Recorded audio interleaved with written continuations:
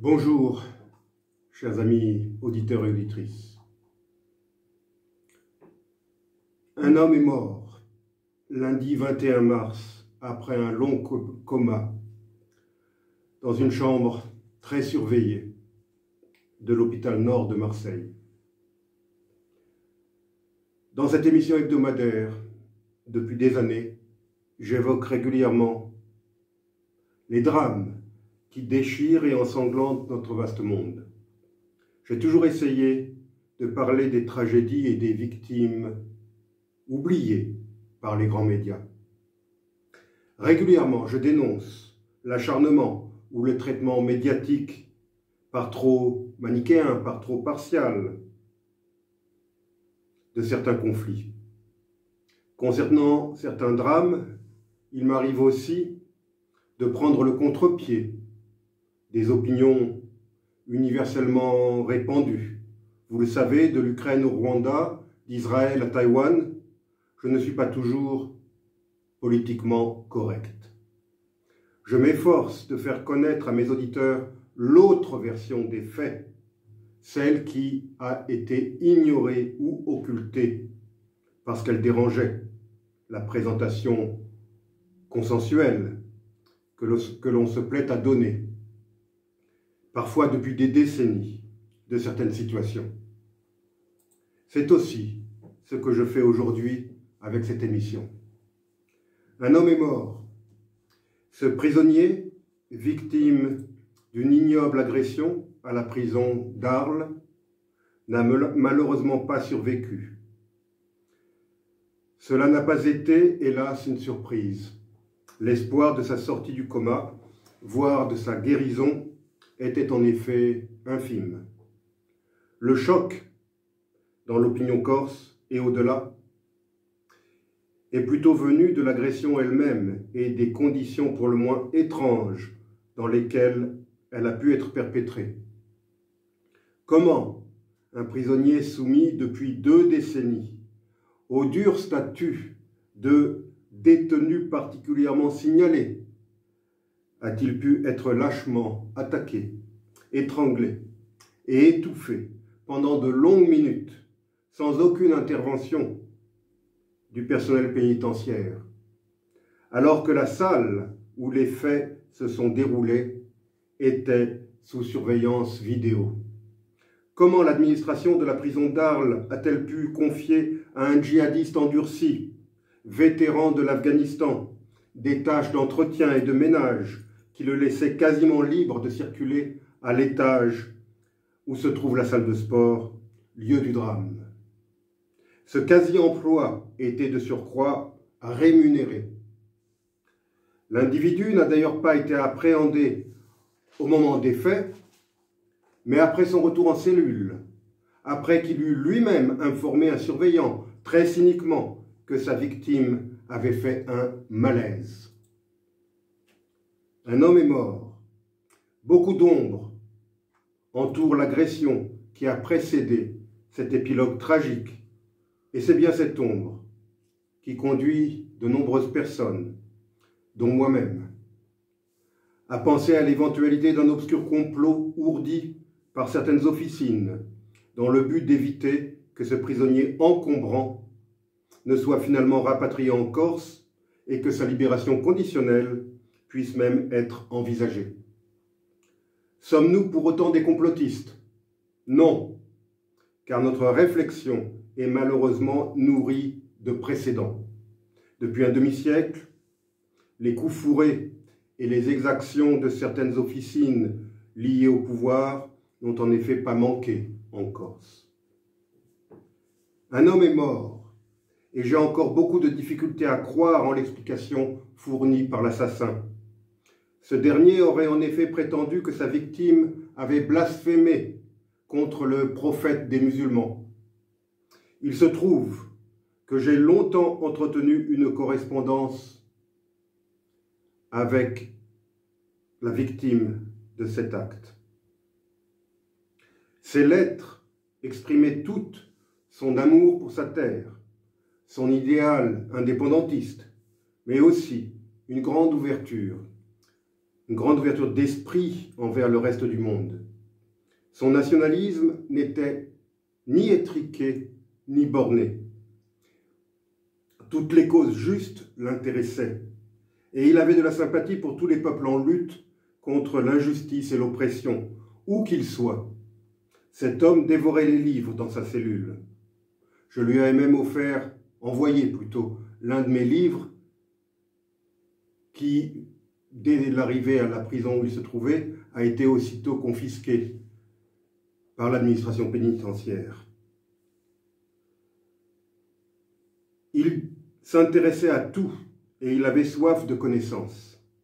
Rien dans ses lettres ne donnait l'impression qu'il nourrissait une quelconque hostilité envers telle ou telle religion. J'imagine donc difficilement qu'un tel homme ait pu un jour être entendu blasphémer. Et quand bien même cela aurait été le cas, ce que je ne crois pas, cela ne saurait aucunement justifier l'acte meurtrier. Je reste persuadé que la version donnée par l'assassin aux enquêteurs a été concoctée une fois le forfait accompli. A-t-elle été inventée par cet individu ou bien lui a-t-elle été soufflée? Cela demeure un mystère. Un homme est mort. Cette mort de l'homme que j'évoque aujourd'hui dans cette émission me touche beaucoup. D'abord parce que, comme je viens de l'expliquer, j'ai longtemps entretenu une correspondance avec lui. Je le considérais donc comme un ami, même si je ne l'avais jamais rencontré. Sa mort m'émeut quand je pense à son destin tragique, à cette vie gâchée. Lui et moi avions le même âge, à quelques jours près. Il aurait dû avoir 62 ans le 7 avril prochain. Il en avait donc même pas 38 lorsque le préfet de Corse, Claude Érignac, a été assassiné à Ajaccio le 6 avril 1998. Pardon, le 6 février 1998. Pendant plus de 5 années, il a été recherché par toutes les polices de France. Il a vécu caché, loin du monde, vivant, ou plutôt survivant, de la solidarité active de quelques personnes que parfois il ne connaissait même pas. Il a fini par être repéré, puis arrêté, dans une bergerie près d'Olmedo, dans le sud de la Corse. Le ministre de l'Intérieur de l'époque, Nicolas Sarkozy, s'empressa alors, lors d'un grand meeting politique, d'annoncer à ses partisans que la police française vient d'arrêter l'assassin du préfet Érignac. Je reprends les mots du ministre. En s'exprimant ainsi, le ministre faisait fi de la présomption d'innocence, présomption qu'il n'a ensuite cessé de réclamer pour lui-même quand il s'agissait des affaires qui émaillèrent les années durant lesquelles il a occupé les plus hautes responsabilités. Avant même son arrestation, l'homme le plus recherché de France avait pourtant déjà clamé son innocence. Certes, il a ensuite été condamné par différentes instances à la peine la plus lourde de l'arsenal judiciaire français, la réclusion criminelle à perpétuité.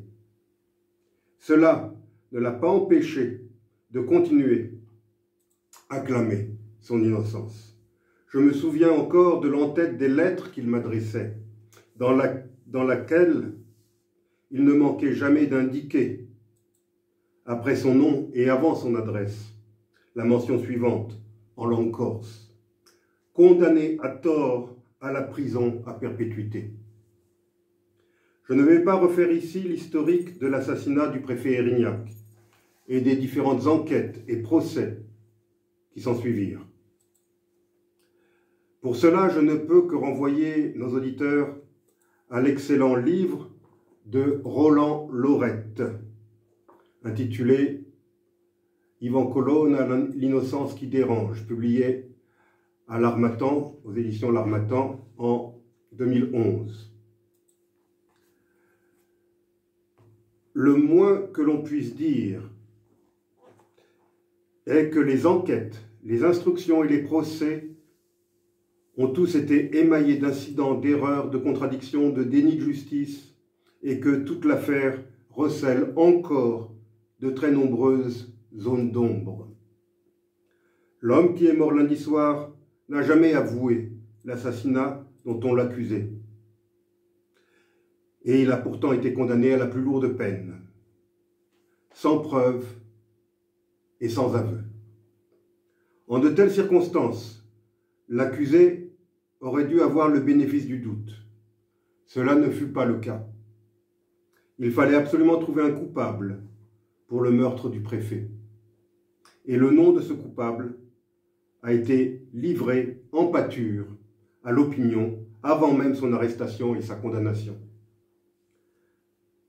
Avec la version officielle à sens unique, avec l'acharnement des grands médias continentaux,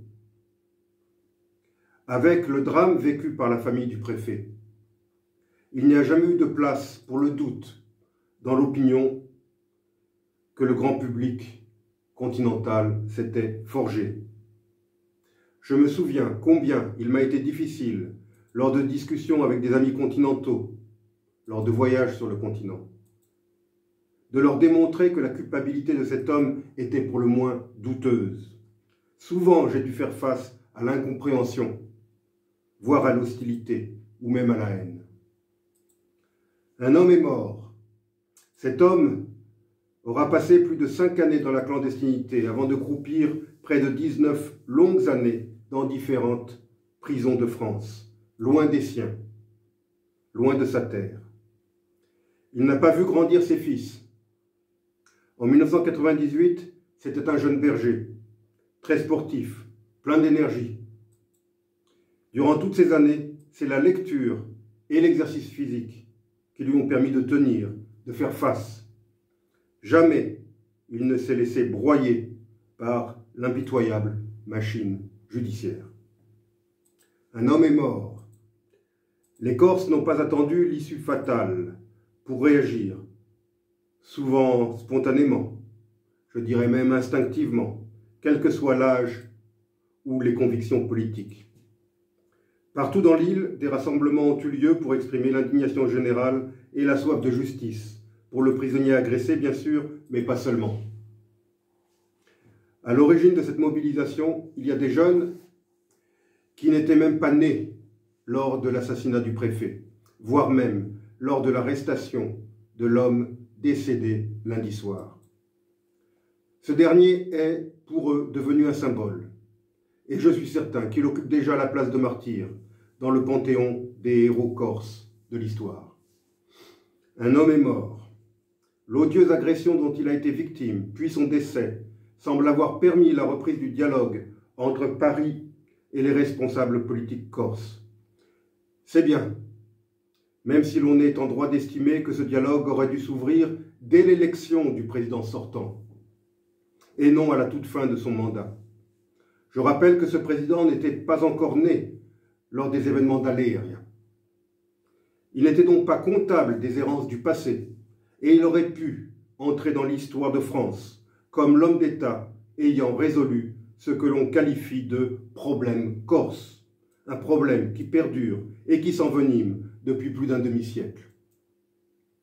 Il est également possible de s'interroger sur les arrière-pensées électorales, voire électoralistes, qui ont contribué à ce soudain revirement de la part du président et de son équipe.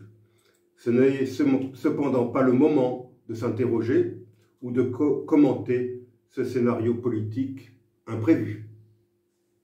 Un homme est mort, et l'heure est au recueillement et au soutien à la famille de cet homme.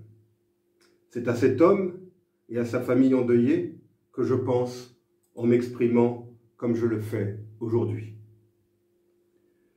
Je ne peux conclure cette émission qu'en vous suggérant, chers auditeurs, d'écouter en silence, avec moi, un hymne religieux venu du fond des temps, un hymne devenu hymne national, un hymne que nous ont transmis nos aïeux, un hymne qui exprime l'attachement viscéral des Corses à leur île et à leur culture, ainsi qu'à l'histoire de cette île. Un hymne que devait écouter, du fond de sa cellule, l'homme qui est mort lundi soir. Cet homme, c'est, vous l'avez compris bien sûr, Yvan Colonne. Après une telle vie, après tant de gâchis, je lui souhaite, du fond du cœur, de reposer en paix. Voici, chers auditeurs, le Dio vi salvi Regina, interprété par l'admirable chanteuse corse Jackie Michael, trop tôt disparue. Dio vi salvi Regina, e Madre universale, pergo e favor di sole al paraiso, pergo e favor di sole al paraiso. Voi siete gioia e riso di tutti i sconsolati, di tutti i tribulati, unidas per me. Di tutti i tribulati, unidas per me. A voi sospira e gemme il nostro afflitto cuore, in lo mare di dolore ed amarezza. Il mare di dolore ed amarezza.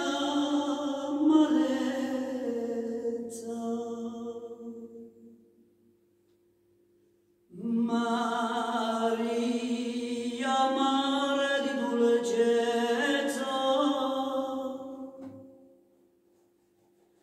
i vostri occhi pietosi, materni ed amorosi, a noi volgete.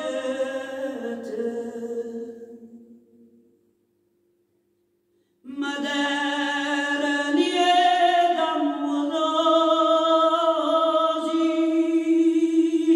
a noi volgete.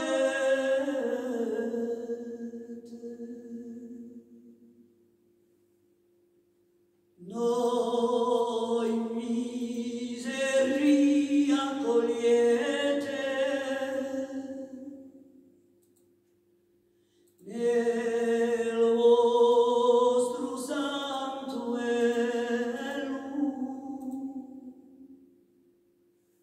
il vostro